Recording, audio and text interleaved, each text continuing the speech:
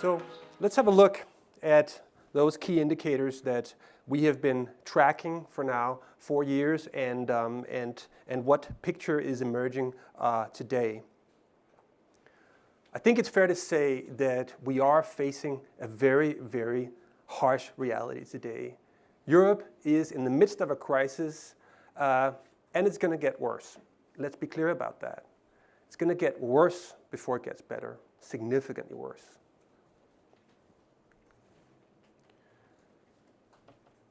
You'll be familiar with this. Inflation is going up, reaching almost 10% already in 2022. And as you see on the white line, a lot of this is driven by the energy component. Wholesale prices of electricity have shot up by more than 500% since January 2021. And maybe just anecdotally, when we presented this power barometer last year, we recorded over the summer, and we presented it in September. We were making very little noise about prices at that time, and you can see why. In 2020, the average was 34 euros. Very few people can make money off that in the sector. So over the course of the first half of 2021, we saw a trend that we hoped was a normalization of prices. And ironically, the power barometer was launched right at a point in time where things were changing very fast, and over the course of the autumn, things were really gaining pace, and the rest, as you know, is history. Retail prices have seen the impact of this.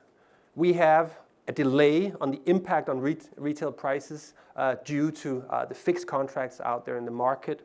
So over the period 2020 to 2021, we saw a gradual increase of 8%. Looking at the contracts in capital cities that have been closed between January and June this year, we see a significantly higher increase in prices, up by more than 80%. What are the causes of this? Let's be very clear. This is about increasing gas prices. This is the key cause of these increases in energy prices. The blue stuff at the bottom is the impact of the ETS on prices. So let's be careful now also when talking about keeping the vision on the future, that we don't mess up the instruments that we've taken years and years to build. I'm worried by the signals I hear from capitals to do unilateral interventions to freeze prices. Solutions need to be European. What this pie chart shows is a drug addict. Europe is hooked on fossil fuels still after so many years of discussion on energy transition. 57% of our energy use in Europe is still oil and gas.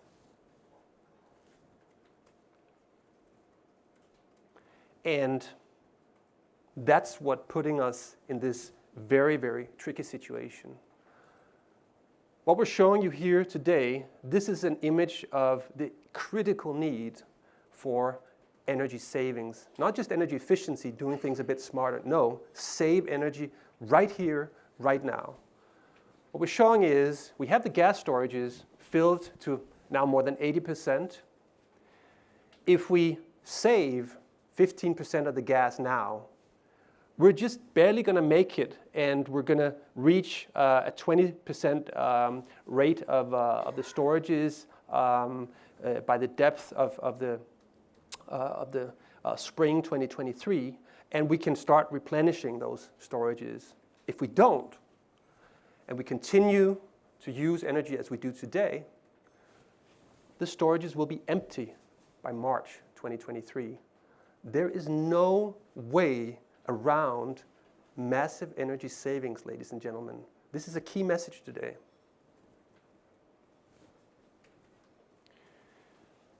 And by the way, that also goes for power, because we are experiencing a historical pressure on our assets in the power sector.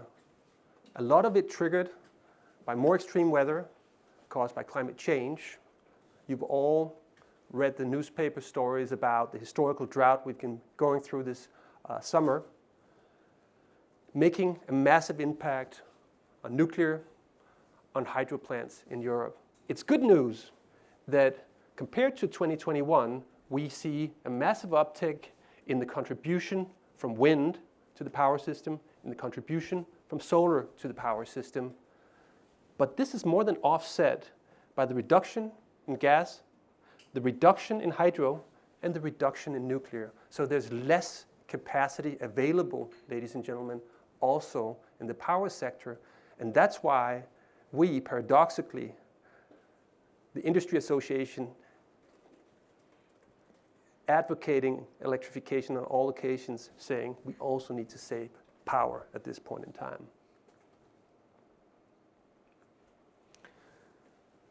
A Europe, ladies and gentlemen, that's hooked on fossil fuels, that's bullied and blackmailed by its pusher, and where families and industries are suffering the prices of runaway energy prices. That is the harsh reality of Europe today. But we can take another avenue, and that's what the Executive Vice President set out in his speech. We could go the route where we electrify and decarbonize the electricity system. In fact, that's what we're already doing. Look at where we were in 2000 and where we are today. Significant reductions of the carbon footprint of electricity already today.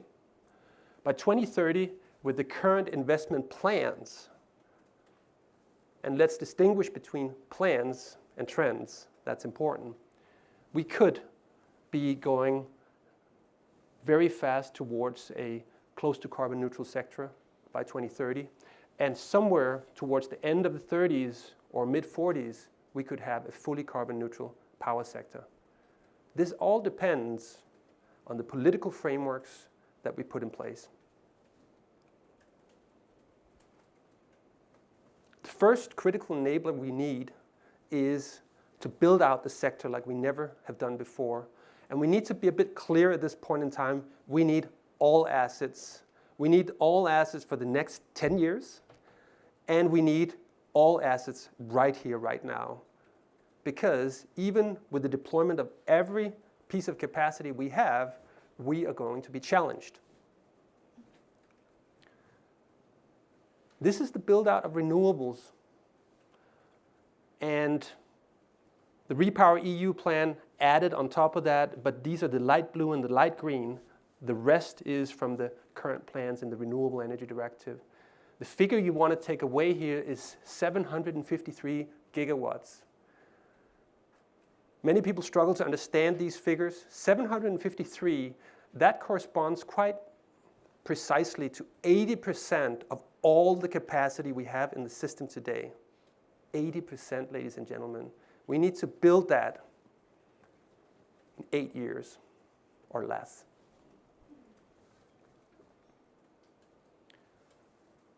There's one critical enabler that we need to get right in order to do this, and that's about permitting. I feel I'm like a parrot when I'm talking about permitting. We've been pounding this message for years and years, and still not enough is happening. This is a very telling graph. The blue stuff is all the wind that is currently under permitting in the EU. That's around 90 gigawatts. The green stuff is what's under construction. That's a 4-to-1 relation. We have 4 times more capacity waiting for the permission than we have under construction. I think you can make the math yourselves. 90 gigawatts, that would be 6 times as much wind as we have deployed onshore today in the EU 27. So getting this right is a critical piece in the equation.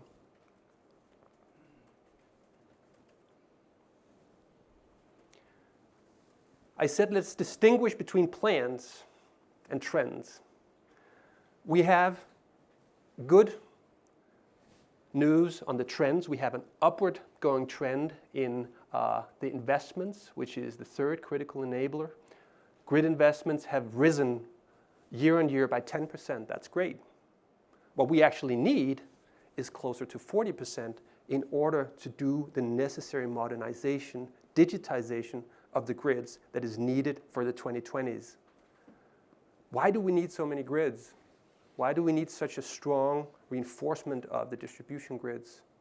First, 70% of the new capacity will be joining the electricity grids locally because it's sun, it's wind.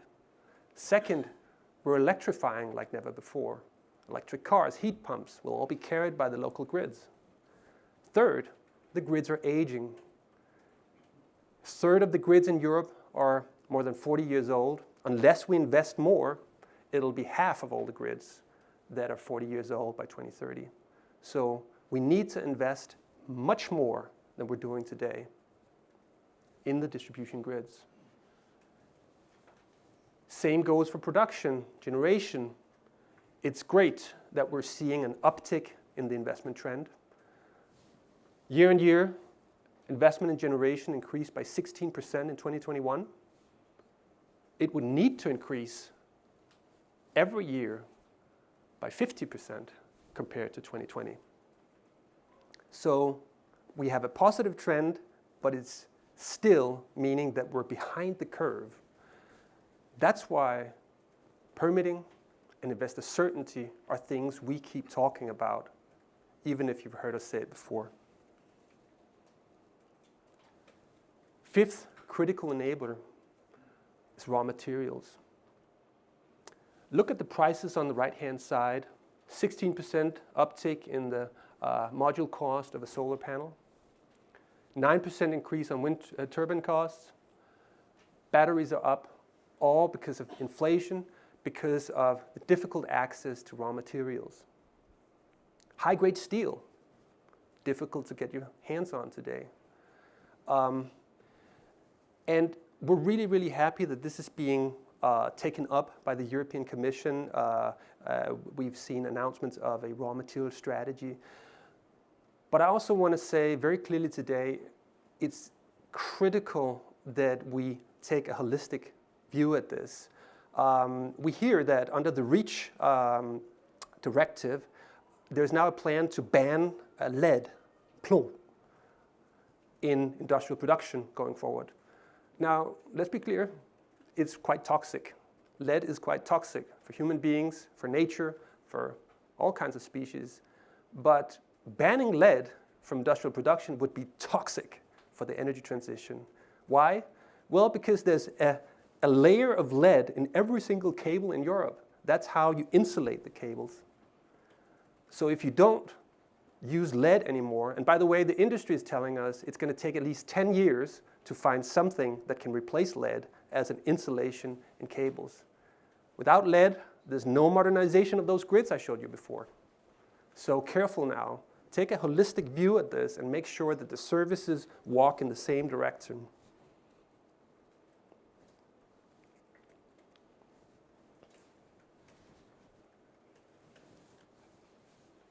If we do all the things right, we could reach a level of electrification of the European economy of 34% by 2030. But it's going to be challenging. And of course, the green track is the highway away from Putin and our drug addiction to fossil fuels. That's why we think we should take the high road. Let's look at how this is going. Again, good news on the trends. In 2021, we saw installation of an additional 2 million heat pumps. That's a lot compared to previous years.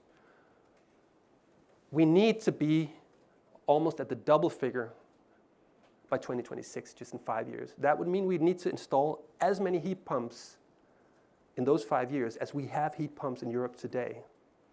So you see the size of the challenge we're dealing with. And we need to take another uptick up to 50 million heat pumps. This is the way to go, but we need enablers to get there. On e-mobility, it's the same story. We're seeing a positive trend. In 2020, it was 1 in 10 cars that was an electric car in new sales of passenger cars. In 2021, it was 2, not of 10, but 2 of 11 cars. So we're seeing a significant positive trend when it comes to the consumer adoption of electric passenger cars. We've also seen a positive evolution in the deployment of public charging points.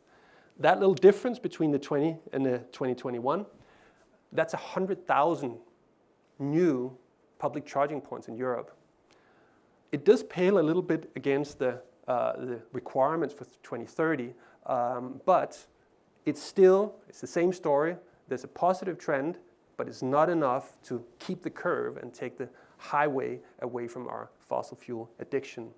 So the key message is we need to accelerate to get this right. And by the way, on the charging points, 3/4 of all the installed charging points are concentrated in 5 markets: the Netherlands, Germany, France, Italy, and Sweden.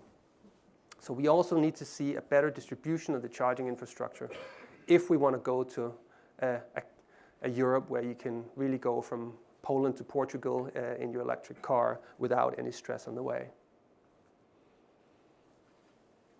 So as I said, we need to accelerate. We need to accelerate our path out of our fossil fuel addiction. There's no way around that. The way to do this is to electrify now and in the future. For that, we need to strengthen grids. We need to add capacity like never before. And investor security is the sine qua non for that. And this is a crucial message at this point in time where there's so much going on at EU level and also in national markets. So careful that we don't deter the investors at this critical juncture. We have to have a discussion about how we best protect customers against these runaway prices. We are deeply engaged in that discussion and we're committed to provide solutions. But we need to do this in a balance together with the objective of saving energy. I showed you how important this is, and just to say the price signal, even though it's high prices right now, is also critical when it comes to providing a message to people, to families, to industries that you need to save energy. So how do you strike that balance between protecting the vulnerable and continuing to have a signal to save energy?